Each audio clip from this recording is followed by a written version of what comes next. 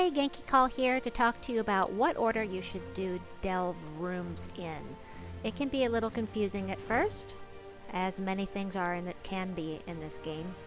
So when you go into a delve, the order, first of all, there's always going to be one room you have to do first.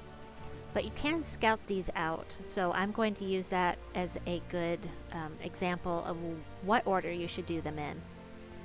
These numbers don't mean anything except the difficulty of the enemies that are in that room. So the 5s are going to be more difficult than the ones in the room 4s, and so on. So this specific site, City of Thieves, is very open. You do one room and then you're open to do any other rooms you want. Not all delves are like that. Some of them are very convoluted. So in this site, you can do 1, 2, 3, or 1, 2, 3 if you're going specifically to the exit. If you just want to get it done and get out, get your delve chest, then you can just do 3, and it doesn't matter whether you go here or here, either one of them leads to the exit. But if you're like me, you like delving and you want to get the most rewards possible, here's how you do it. So you'll want to scout out the rooms and look at the money. It's all about the money, honey. However, when you're first starting out, you need to pay attention to something else, and that is this. So, right here is the effect that the room is going to have on future enemies. So, if I complete this delve room first, every other enemy in the delve is going to have immunity to poison, disease, lycanthropy, and death mark. Okay, that's fine. It doesn't matter when you're higher level. I pay no attention to that anymore. But when you're lower level, you really need to pay attention. Allied troops, this is a treasure room. Treasure rooms give your teams the benefit, not the enemies. So you will get death touch for your team after doing this room. The downside is you really wanted to save this room for last because it has the most money of any of these places in here. We've got a treasure modifier that increases for every room that you complete, so you really want to do them from the lowest value money-wise and up. So we'll do the 300 before the 1,000. We'll save this 2,000 for last. This is the highest you can possibly get, and greedy is fantastic to have in here. But, and you can see what it does right there. It's great to have in here, but I want my high multiplier to go on that 2,000 and get me 7,000 plus gold for this room.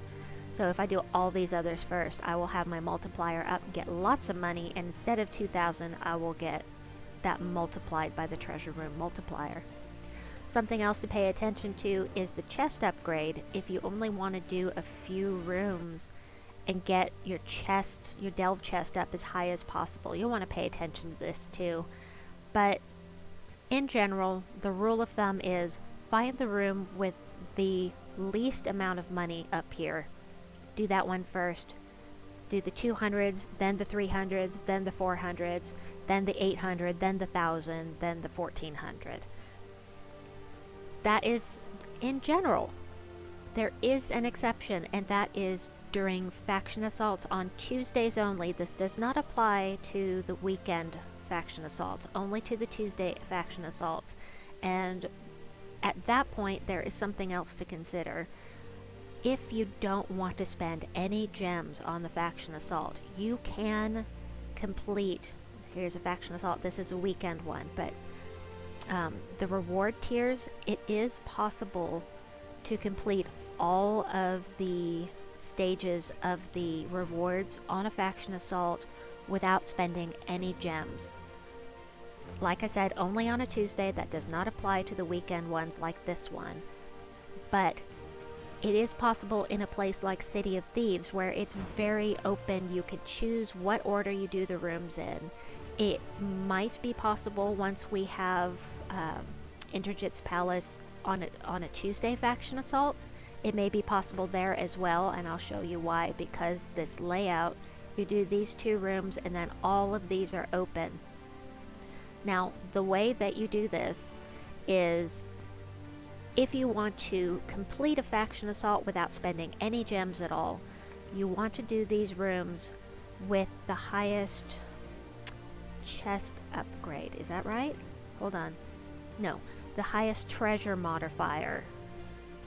Yes, you want to do the highest treasure modifier. Is this my faction? This is my faction assault. Okay, so let me go here. Okay, so see this number up here? This is your faction assault points. And every one of them should be that same value. Yes, they're all the same. So you want to get this treasure modifier up as high as possible to get as many points as possible, so that you can complete the delve without spending any gems. I have done it. I don't remember what faction I did it on, but if you're in a place like the Labyrinth, my most hated delve, you have to be kind of all over the place. You can't choose the order that you're going to do it in. You kind of have to pop around in the order that the delve tells you. Another one that I know you won't be able to do the Tuesday faction assault without spending gems to get the rewards is this one, because you have to do 4 rooms before you have any control over what order you do them in. You do these 4, you still have only 2 choices, and so for that kind of thing you can't do all of the rewards without spending gems. But to review, in general, you always want to do the rooms in the money order. Lowest money first, and then this money first, lowest to highest, and that will help you maximize your profits for the delve. Do all of the rooms if you can. Try farming the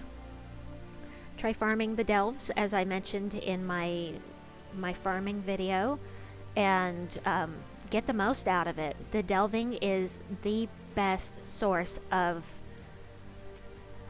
resources in the game. You're going to get gold, you're going to get souls, you're going to get glory, and you'll get ingots, and you'll get chaos shards for opening portals.